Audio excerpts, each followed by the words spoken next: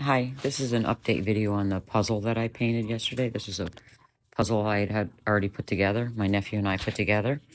I painted it while it was still together, as you can see, with acrylic paint. And now what I'm doing is that I'm pulling it apart. Whatever ones will come apart, because some of them are kind of painted shut. But I'm making little dangly beads for my journals out of it. There's one of them.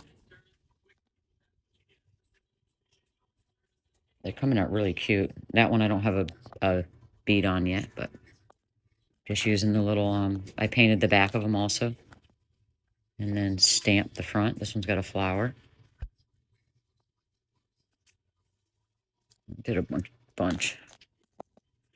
I don't have really a lot of small stamps right now, so for now I'm just using whatever I have, but that's one there. There's another one that I haven't put anything on. Another one. I really like the purple with the blue. See right here, the purple with the blue. And you can just hang them right on the side of your journal, you know, on the spine or on the pages. Or even on the tags or the bookmarks or anything. Because this is just a puzzle that we would have just thrown away. I wouldn't even have taken it apart. We just put it together for the fun. So I was trying to thinking of a way to use it to where I just, you know, don't waste it. And I thought this would be a good idea. And here's some of the ones that I made with sayings. I want to look today when I'm out shopping for sayings like that.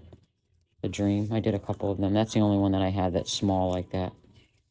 And the little butterflies.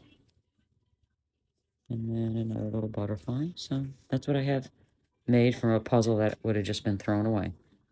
Hope this helps and gives somebody else some ideas.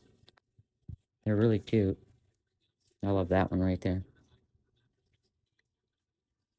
Anyways, have a great day, everyone. Thanks again for always watching. I appreciate it.